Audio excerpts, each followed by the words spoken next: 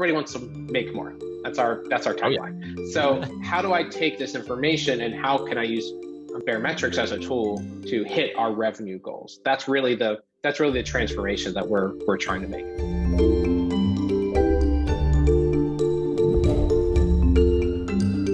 Welcome to UpTech Report. This is our Applied Tech series. UpTech Report is sponsored by TerraLeap. Learn how to leverage the power of video at terraleap.io. Today, I'm joined by my guest, Brian Sierakowski, who's based in San Antonio, Texas. He's the guy who runs Baremetrics.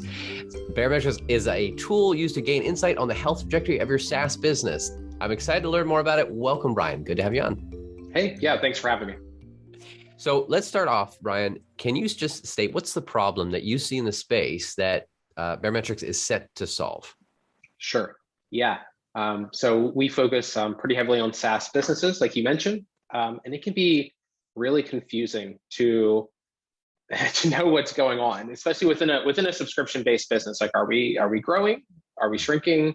What's our churn rate? How can I have an understanding of these high level metrics of like understanding like where are we at, from a high level, but then how can I subset that information so that I can actually get some sort of insight, and eventually, like the thing that all C-suite teams and director of RevOps and all those people, like everybody wants to make more. That's our tagline. So how do I take this information and how can I use Baremetrics as a tool to hit our revenue goals? That's really the transformation that we're trying to make. Everyone loves to hit goals, keep making more money, growing. So I'd love to hear the story. We'll come back to the tech and the solution, how you guys are making that happen. But let's hear the story. It's because you've been operating Baremetrics for the last year or so, but it started 9 years ago. Is that right? Yeah, we just had our 8-year birthday yesterday, which I saw. I think it was on Crunchbase or something like that. So I don't know if that's actually the right one, but we celebrated the birthday. Yeah, we celebrated it just the same. Yeah. And what was kind of the origin story? How did that begin, and what is already set out to solve this problem, or from your knowledge of the history of the company? Yeah. So it's cool because I've only been at the company for a year now. I kind of have seen this space as an operator. So I started my own business, losing track of time, 9-10 years ago. I built a password manager, entirely SaaS based, which was like, I guess it was relatively novel. Team Password, 10 years, right? Yeah, that's right. 2012. Yeah. So I was the guy who was trying to run a business with effectively no skills. Just to be totally frank, like I didn't know what I was doing. I'd never done it before, and in fact, I really was in sort of a spot where I'd never even quite seen it, other than sort of the news stories of like this company grows and sells and does whatever. Like I hadn't really had firsthand experience of taking a product from $0 to $1 million. So I was around doing this SaaS thing at the same time that Baremetrics was sort of coming to be, and I think kind of everybody sort of was, not everybody, actually a pretty small set of people, but everybody in this space was sort of looking around that time and saying like tools like Stripe were becoming popular, and people realized that it actually was like not that much work, although it does take a little bit of work to get Stripe set up, and we certainly see customers we say like Stripe's not set up correctly, but way easier than it was before, right? Like the auth.net days were kind of like a little bit more challenging to start setting up customers and start getting subscriptions going and those sorts of things. So we sort of, there was like you knew that when you were setting up Team Password. Yeah, absolutely. Yeah. And we started Team Password we started our Stripe account, I think in like 2013 or something like that. So we were like pretty early with Stripe. But it was kind of like, again, maybe it goes back to like, I just didn't have the knowledge to know that I shouldn't trust a payment provider that's only been around for a year or two. But I was like, yeah, no, this looks great. And it's like, it's very easy. And that's kind of where I needed it to be. And it also was like relatively full featured compared to like, some of these other tools that are just legitimately just the gateway. Having something that can understand the concept of customers and sort of that was all code that we didn't have to write. So that was really great. I'm just take a second though, because I'd love to hear a bit more of your story. So this is 2012 that you found Team Password. Before that, were you already like interested in SaaS? Like, have you been always looking at it? Yeah, that's a great question. Prior to that, I didn't really know what I wanted to do or what I was interested in. So I sort of started I don't know how far to go back. I'll start like professional career. Like I started my professional career kind of in like the IT space. I was like I worked at this company that sold these like audio recording servers. So like when you call The LAN connection, is that it? Yeah, no, this was for this company called McEnroe. So but yeah, it's like when you call in somebody and like your call may be recorded for quality assurance, like that was the system. So it's like I spent a lot of time like doing like server stuff and like network stuff, and I did that for a while before I realized that I'm like not that I didn't like it, but I mean it's a lot like I think there's some phrase about like a classical composer, Paganini or something like that, of like it's like mostly boredom with like moments of sheer terror, kind of like I feel like that's kind of like being like a server admin. It's just like it's mostly doing nothing, but then like stuff goes down in the middle of the night and I'm like needing to drive eight hours to get to some server to figure out what's going on and replace a hard drive or whatever it is that I'm doing. So and these were all like physically located. It's like this is like kind of during cloud becoming a thing. So anyway, that was a long way of saying like, yeah, it wasn't quite for me, although interesting. And so I was like, I think that's when I started to become slightly interested in the concept of entrepreneurship. And my angle into that was through kind of like product management, because I didn't really have any other skills, kind of a theme for me of like, well, yeah, like I kind of have opinions about the way that products should be built and how they should work. And I know just enough about the tech side to like sort of have an understanding of what's going on there, and have kind of just enough like kind of sales and like interacting with customers experience. So it felt like a good spot to be in. So I joined a company it wasn't called this at the time, but they became known as OrderUp. And I was like I think I was the first person hired on what became their new tech team. So I actually had some friends that I recruited in with me, and we became like the initial tech team there. And I always kind of joke that it was like the perfect spot for me because they were figuring everything out, and like I needed to figure everything out too. So it was like kind of like a good learning on the job. Yeah, exactly. It's like a co-evolution of like, all right, everybody's figuring it out. So it wasn't, I didn't feel particularly like an anchor there due to my lack of experience, because like everybody was figuring it out. So in some ways it was very freeing to be able to have an opportunity to, all right, well, let's try something, and like almost inadvertently falling into that process of like, all right, we'll try something, measure it, see what happens, take the data that you get and try it again. Because it was a necessity, because like I didn't know what to do, and we didn't have any sort of guidance into what the right direction was going to be. So that was kind of the case for everything. And then Smart Logic was the next one. Yeah. So I basically took the same kind of skill set of like this product management mindset, and I brought that to Smart Logic. Smart Logic is actually still a fantastic development firm. They do custom app development. I don't know kind of what their specialties are these days. I know it was like heavily Ruby on Rails and Android and iOS development. And we would have people that would come to us as like a custom app developer. We can build anything, literally anything in the world. So we would have people come to us and be like, I want to build a web app, or I want to build an app. I want to build an iPhone app. And so I was the person to be like, well, what do you want your app to do?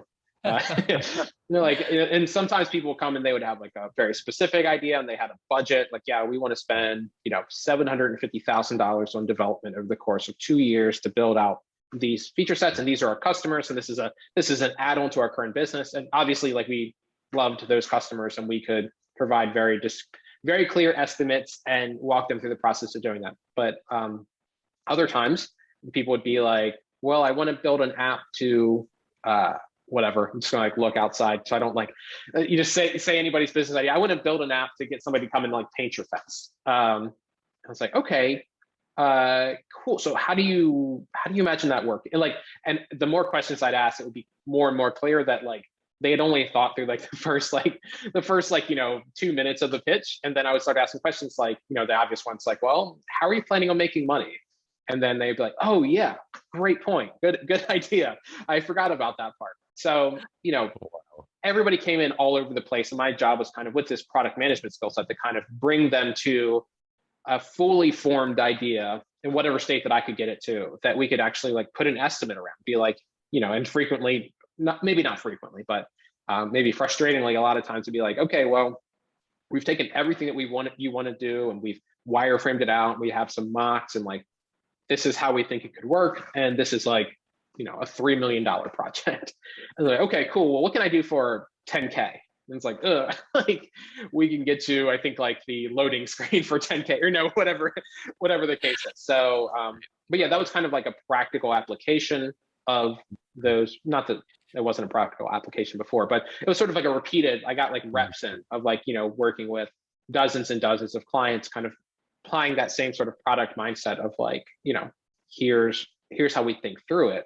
And at the same time, I was working in a room of, like incredible developers, and their process, like still to this day, I use a lot of the processes that I learned there, especially like the developer hiring process is something that I've stolen whole cloth from them, and I use it, and I've had like fantastic results from that. But the way that they manage projects and the way they think about it, kind of the way that they iterate on the business as well, like everybody there is an engineer, so they look at the company as as an application to be improved and like constantly moved on. So yeah, it was like really helped.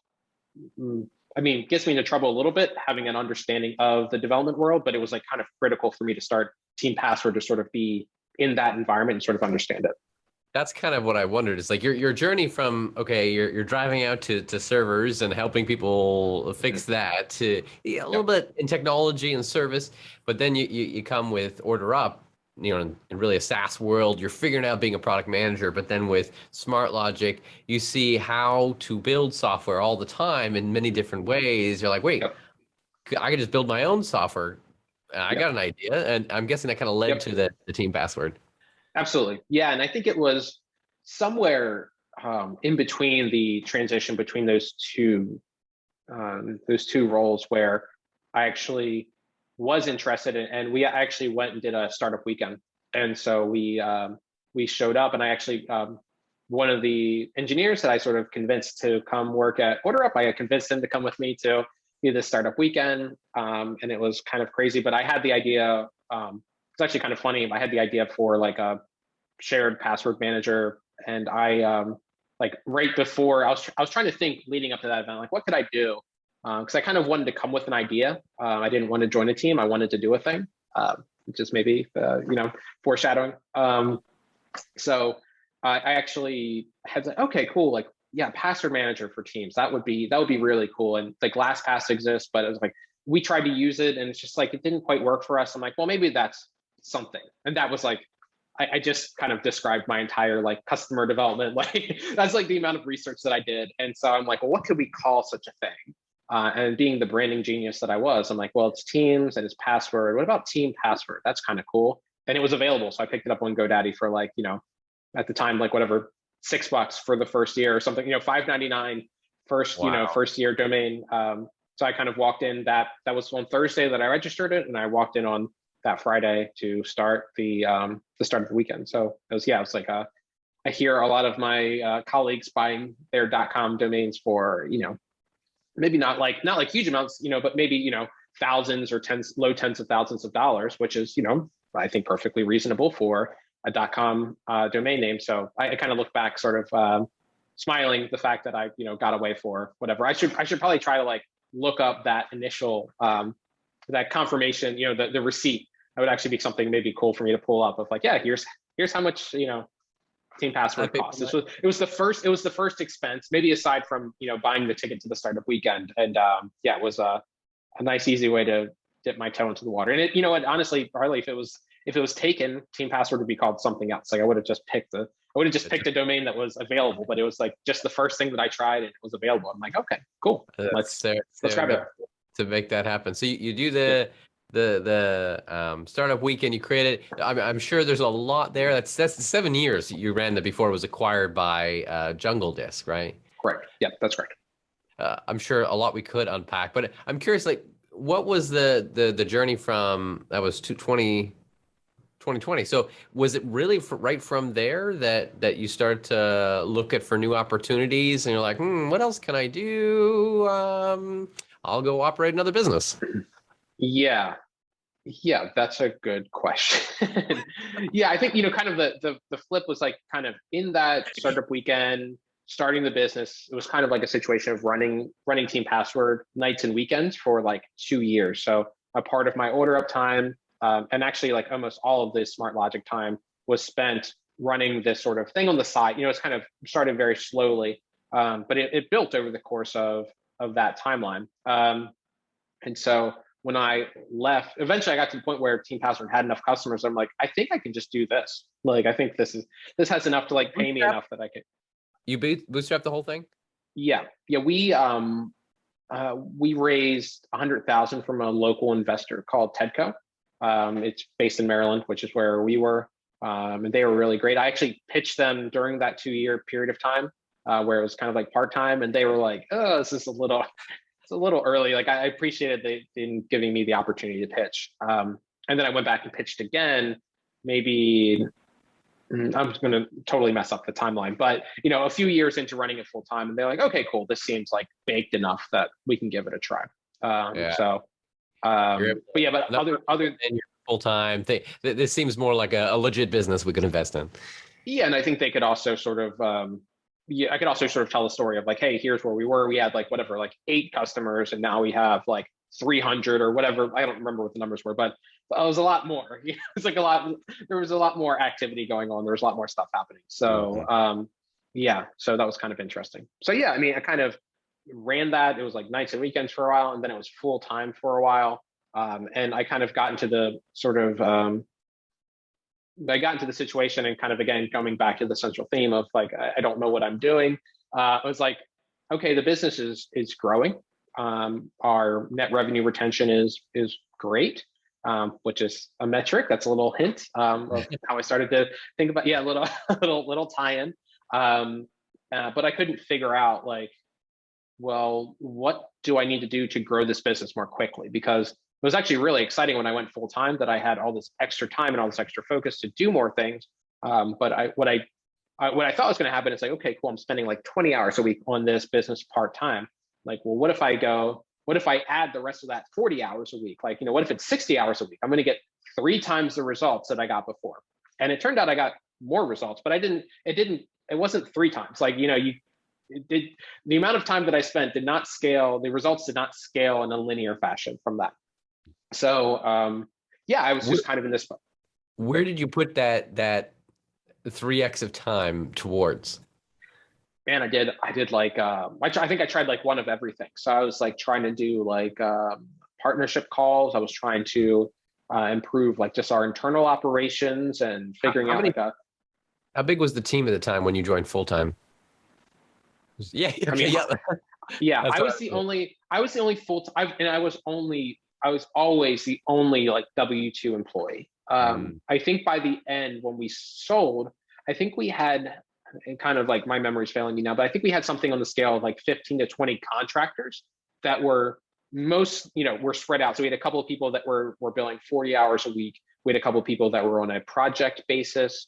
And we had some people that were like doing like content and that sort of stuff. So they were kind of like, kind of like per unit of work measurement. So it wasn't 20 people full-time billing.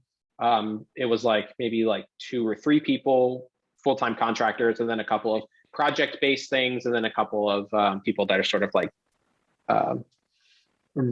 almost random, whatever we, hey, however many blog posts we want or whatever the case. So we kind of scale up and scale down with that.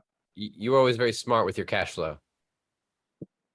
I had to be, because we didn't have any money. So it's like, and we only had that, getting that 100K was great, that we could accelerate some of our product development, but that was like pretty tightly earmarked to some of those projects that we were doing. So it wasn't like, and we weren't growing fast enough. The the customers were smaller. So we didn't really have that mechanism of like, if we just land one big customer, then I can go and hire, this person. And I didn't really understand sort of the concept of like where leverage existed within the business and where to invest. And like, I just saw kind of again, leading into the future of where we are now, I just kind of saw this kind of wall in front of me. And I had some indication of like, okay, well, I know what our MRR is, and I know the rate at which we grow. And I see that all of our customers are much more likely to grow with us than they are to cancel. So if I sign a customer up, in a year, they're going to be worth much more to us than they are today.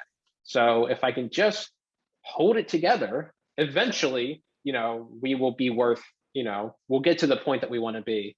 But kind of coming to the end of that like 5-year stint of running it full time, I was sort of like, all right, in 3 years from now, this company will be of the size of the business that I'd be interested in running, whatever, 40 or 50K or something like that.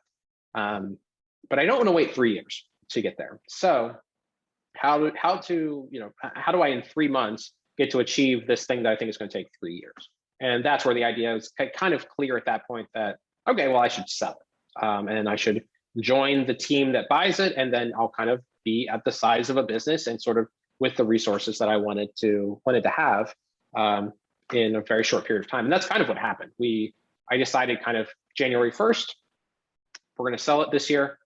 We will sell it. One of those weird things where you make a declarative statement and it actually like comes true. And for whatever reason, that actually does work when you say like, we're thinking about selling it, or we might. Didn't work quite as well as being like, yes, this is going to happen this year.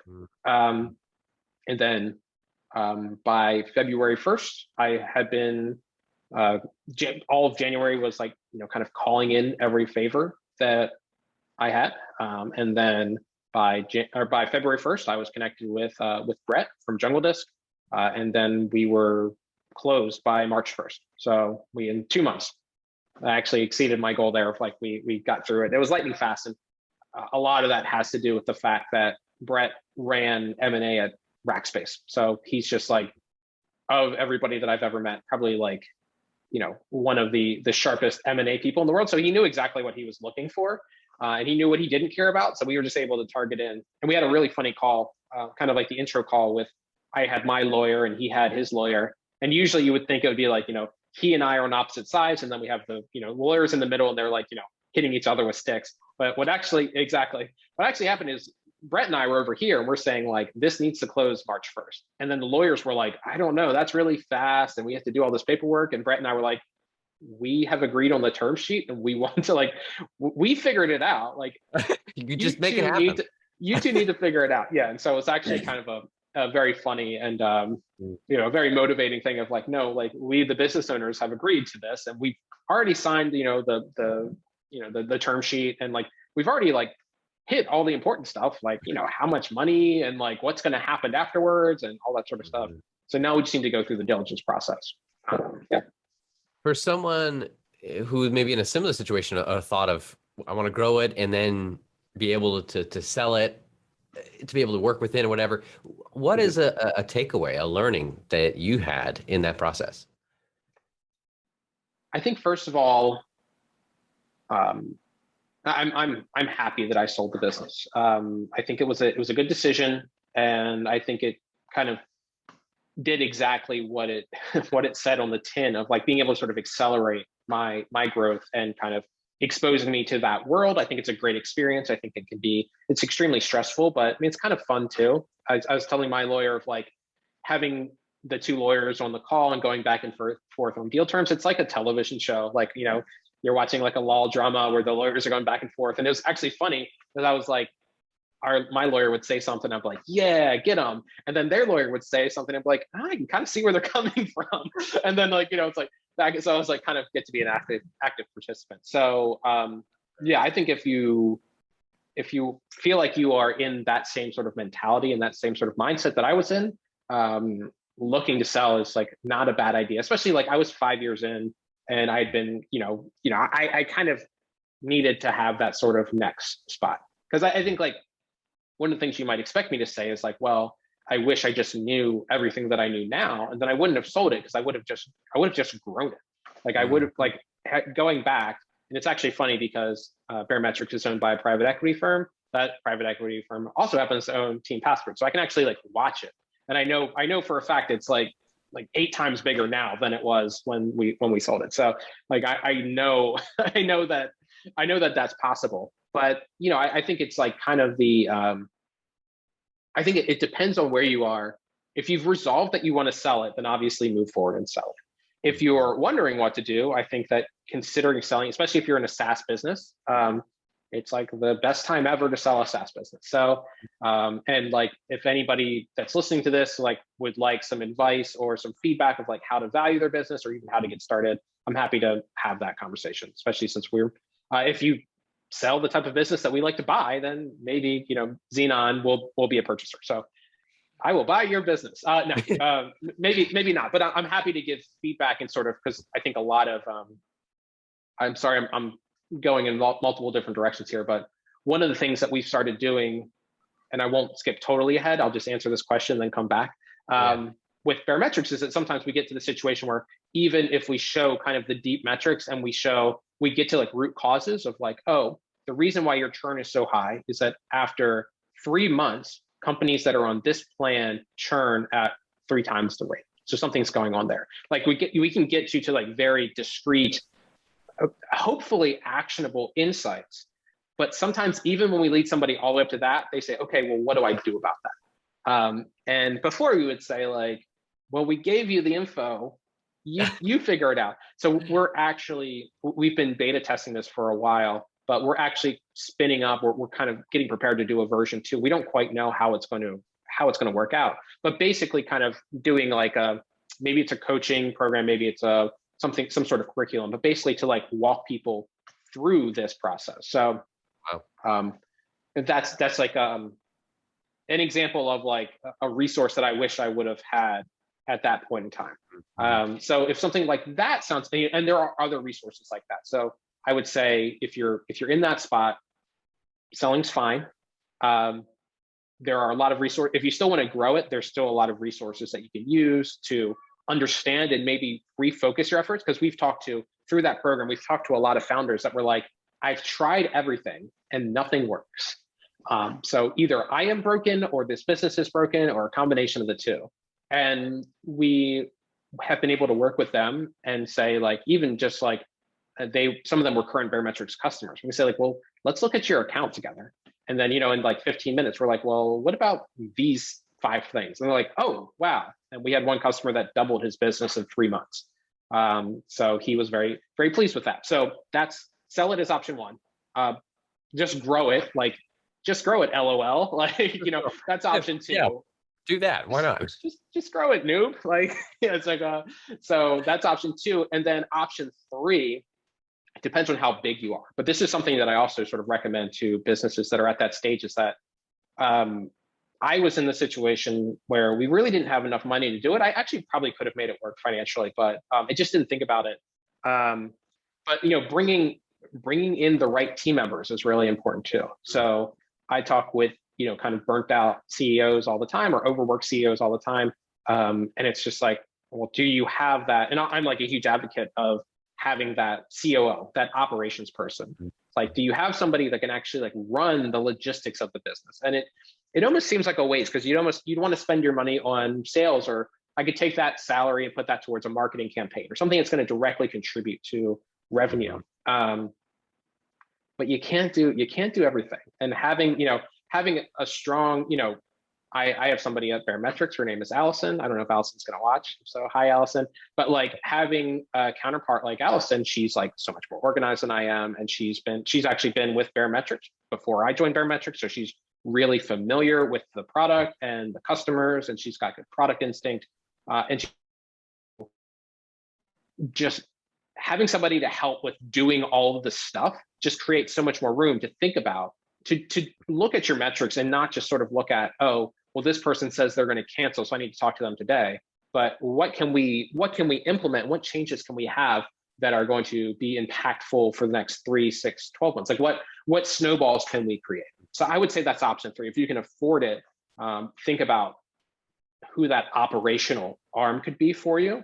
And that can really take off a lot of the I mean, it's just like nicer. It's just more, it's just more fun to operate a Yeah. business and that way of like you, um, to even do like even on the small stuff. And I know it seems so silly. Like we have, it's similar being owned by a private equity firm, but we have a team that does like our bookkeeping. And like I needed to get like, what's the total sales and marketing spend by month?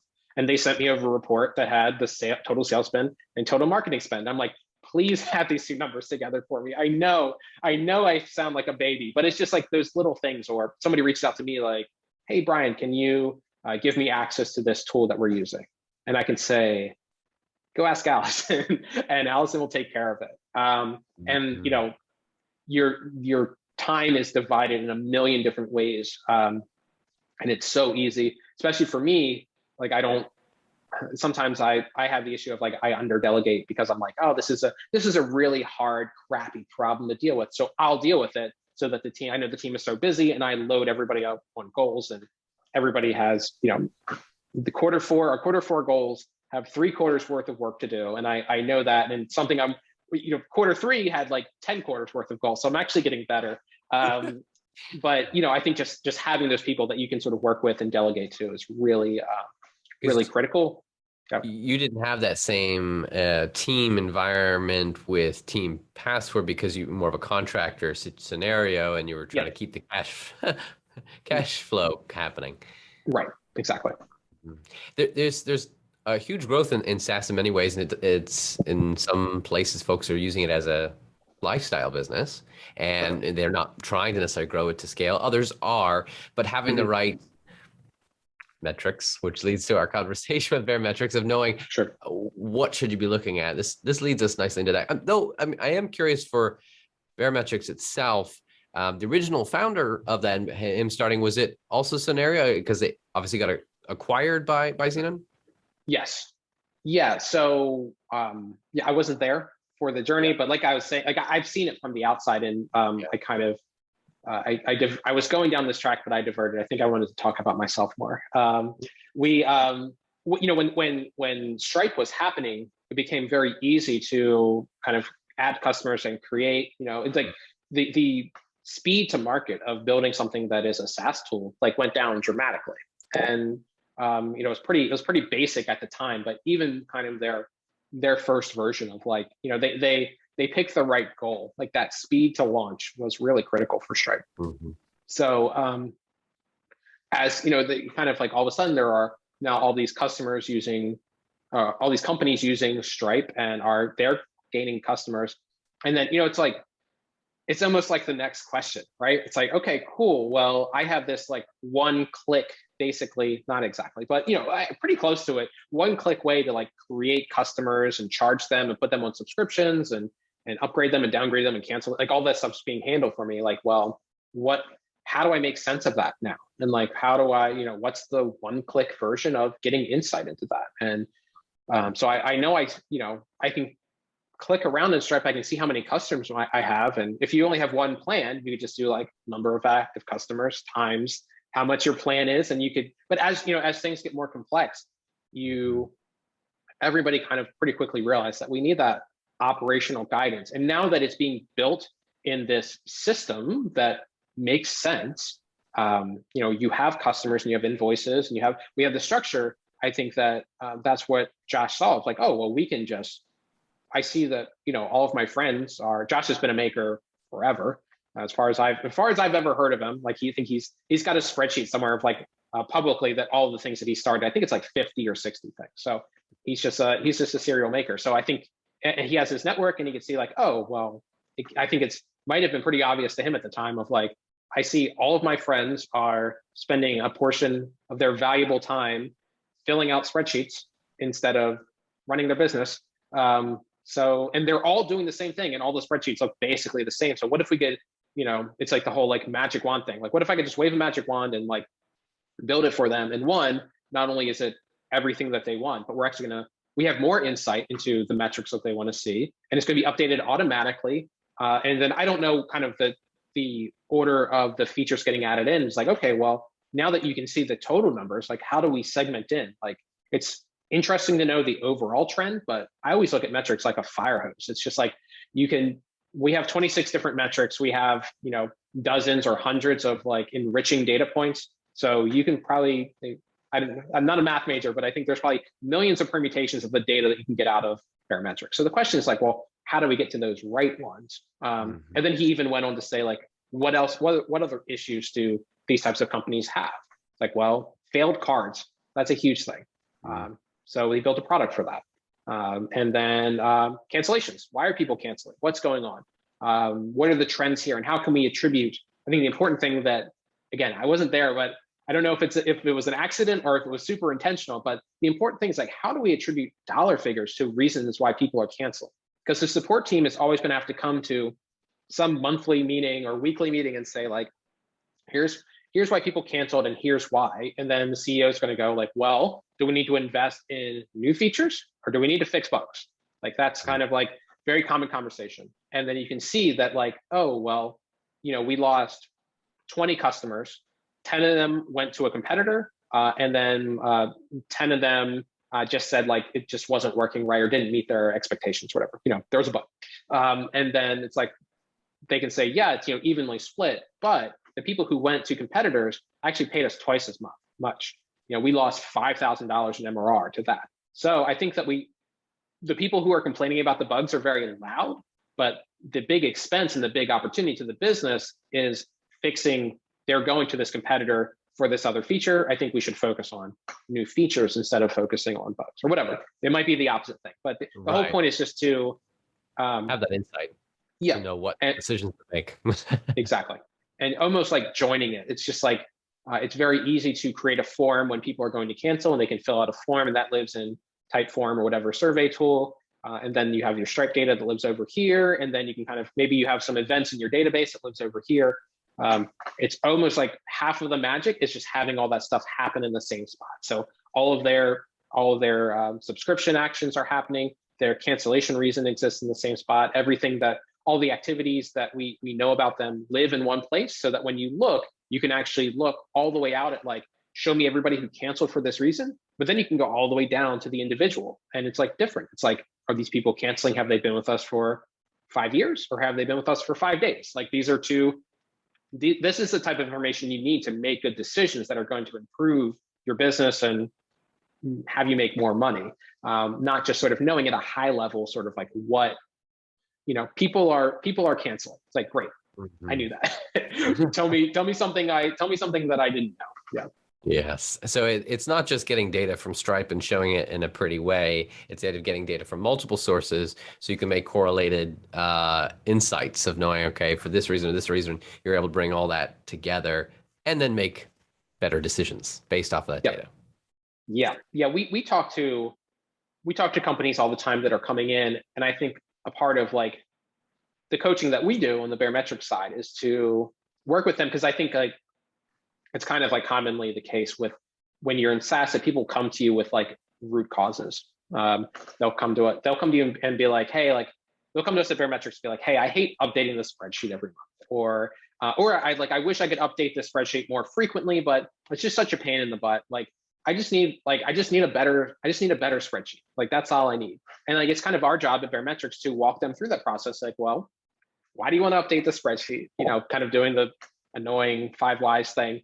And I'm terrible at this because, as you can tell, like I love to talk. So the people that we have that will help you get onboarded into Baremetrics will actually listen to you and won't be like, well, one time I did this, but so we need to like listen to them and say like, well, I'm updating the spreadsheet because we feel like there's an issue around churn. I'm like, well, what do you think the issue around churn is? Like, well, we think it's going up, but we're actually not quite sure because we're measuring it. 2 different teams are measuring churn in a different way. So we actually can't quite come to a consensus. So if there's a problem, then we need to do something about it. And if there's not, then we should focus our efforts. There's always something to do. It's like, okay, well, so it sounds like maybe you have a churn problem. It's like, well, what would the effect of that be? And they're like, well, we need to spend our time wisely. And, everything's going to come back to like, well, we're not going to be able to hit if our churn problem exists and we're not going to be able to hit our yearly growth goal. And then we can say, okay, cool. That's where we're going to focus in on. So this is the tool that we're going to use that's going to help you hit your growth goal. And that's like the right alignment. And that's the right mentality to think about using Baremetrics through. is that this is going to get you to that. Because if you want a better, I mean, you could pay somebody to update a spreadsheet, but you're just going to miss so much of the point, and you're going to miss so much. It's in the same way of like, we are like your mini, let us be your mini COO, or let us be your like data, and like hire us as an employee to do this work for you, and use our, like, we've seen hundreds of companies. Xenon, the private equity firm, we bought like 50 companies now or something like that. So like we see this stuff and we have the domain expertise. And I find that it doesn't take very long to show somebody, like once you start walking them down and going through that process, that people just start doing it because it makes intuitive sense. And then, then we can kind of take our hands off. We're always here. And in fact, we will, like, if we see something that we think would be of a benefit to you, or some way that you could make more, like, we're actually going to ping you. That's a part of like the way that we've improved the team to be like proactive of like, hey, there's like, I don't want to interrupt you, but there's money on the floor here for you. So like, we think that you should take, if you don't want to do it, or if there's a reason why this isn't happening, that's fine. But like, do you have 5 minutes to jump on the phone? I want to show you just like 2 things that we think will like double your business, or whatever the case is. So that's kind of the whole goal and the whole focus of what we're doing. And then splintering. If somebody doesn't know what to do, or they don't know how to do it, it's like, that's kind of become, our focus moving forward. It's like, okay, well, if we get somebody who we can deliver, what we think is the right data to, but they don't know how to take action, it's like, okay, cool. We have to be able to handle that. Let's, be coaches, let's be trainers, let's figure that out, in the same way that with, well, half the reason why your revenue is leaving is failed cards. Well, why don't we just do that for you? We have a customer who signed up for, we do a 2-week trial on that. And I forget the numbers. I think the number was like, they recovered like $20,000 in MRR in their trial. And so like, we went, followed back up with them like, hey, do you think you're going to sign up? And they're like, is it less than, is it whatever, what's 20,000 in monthly recurring revenue over the year? It's like whatever, like hundreds of thousands of dollars. So like, is the cost of this less than $600,000 a month? Like, yeah, it is. So like, okay, cool, we'll sign up. So that's kind of how we're trying to splinter out, and we're kind of like, we want to continue. That's our focus, and that's why our catchphrase is make more. Like whatever it takes to take people down that road, then that's how we're going to continue to grow and expand what we do, to get everybody making more, and don't be like me with Team Password. Like we want to help that older version of me get to where that person wanted to be. Bringing all the lessons learned, insights you have from the past. You understand SaaS companies and their pain points, and founders who are trying to grow, and for this it's like in many ways there's so much you could continue to provide. So I'm intrigued with your coaching and other elements. And I think in our prep call we mentioned like machine learning potential there. But it's still just kind of like collecting the data, and eventually you could even circle around to, all right, how can you provide trending analytics and in the future around that? Yeah. So I love machine learning, and in fact, in between, like while I was at Jungle Disc, I like just sort of picked up self-study on machine learning. I'm just like very interested in it, and certainly and totally like everybody else, I'm totally like enraptured by I'm just as susceptible of like the product with AI. Like I'm like, yeah, I'll pay more for that because it's got AI. It's got to be better. Yeah, and I think there's I suspect there's totally opportunities here, but the sort of the challenge that we see is that in our market, like in all markets, we have other competitors in the space that will sort of like tout AI, and we've done like small experiments ourselves. I haven't seen any indication that it actually works any better. Like, for example, with failed payments, like there are ways to be like, we are like hyper intelligent and super smart about how we go after customers for failed payments. And that might be a whole realm that team wants to innovate on. But I think in practice, it's like some of this stuff is just easier. It's just like, well, what if you bug the customer? And what if you make it so that they can't use the product without giving you a credit card, without them having to make code changes? And what if we make it like super simple to update their credit card information? Yeah, and like we're going to try them like 7 times over the course of a month.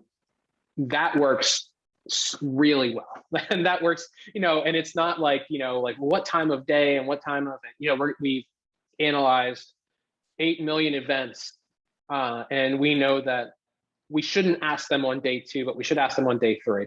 And I'm like, ask them on day 2 and ask them on day 3. Like, if somebody has the intent to once use your product and it's just a failed card, then it's just a matter of them being, our customers are just like us, of being too busy with a million things. So just give them the opportunity. And when they do say, yes, I'm going to pull out my wallet and put my credit card in, just make that incredibly easy. So we find that there's been a lot of like AI type solutions, even on the insight side.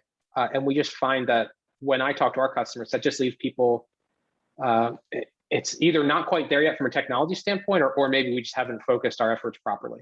Even on like insights, like we are on the side of like, we will continue hiring more and more people to sit with you and listen to what your business challenges are and where you're trying to get, and walk you through that process of like, let's get to the root problem, and then look at your business and all the unique components of your business. Every business has like, there's like a common core, but there's all these like weird things that we do and all these kind of uniqueness and, weird components of our customer base that really have an impact on how much money we can make. So we want to take that all into account and not just be like, well, you should decrease your churn. It's like, yeah, like no kidding. In what way are we going to do that? How do we do that? Who are we focusing on? What are the techniques that we need to think about? What's been effective for other companies? What case studies do you have with our product? Where in the flow should we start implementing these things? Like really thinking about these things from a deeper level that, I'm sure if we ran analysis against our customer base, it would be like, people should make more money and they should have lower churn. It's like, great. Thank you. Right. Thank you, Terminator. Thank you so much. Appreciate it. It's being able to provide that more practical, you're going the coaching route, which is interesting, a thing to add on. There's so much to definitely to dig into of this, but it's that the question is, as a SaaS operator, owner, founder, are you really leveraging the data that exists and being able to get those insights? For those that want to learn more about Baremetrics, you can go to baremetrics.com. That's BARE metrics.com. Brian, this has been great. Thank you so much for sharing your story and the journey that you've been on, and the many insights that can be uncovered in a SaaS business if you just know how to look at the data and understand it. It is possible to grow, even if you're feeling gloomy or you're feeling depressed. As it's half coaching, half having the right team around you, having the free apps, having the right information in front of you to make, you want to put yourself in a situation where you can look at the problem and intuit, this is the number in the row that is out. And this is, those are the ahas that will spur you into motion, versus if you have that feeling like I'm just trying random stuff and nothing's kind of working. And maybe I'm sharing my trauma, but I'm fundamentally flawed as a person and I'm not fit to be a founder. Like we've all been through that. So that's like kind of some of the key things that we're trying to eliminate. It is possible to grow. You can do it. And it's harder than anybody will say out loud and in public, but we have your back. Like I am this person. I've been this person. We are for these people. And we just want you to make more. So always happy to help, even outside of being a Baremetrics customer. Anybody can email me, brian@baremetrics.com. I'll get back to you as soon as I can. I want to make not too many promises there, but I do answer everything. So always happy to help, even if it's just a shoulder to cry on.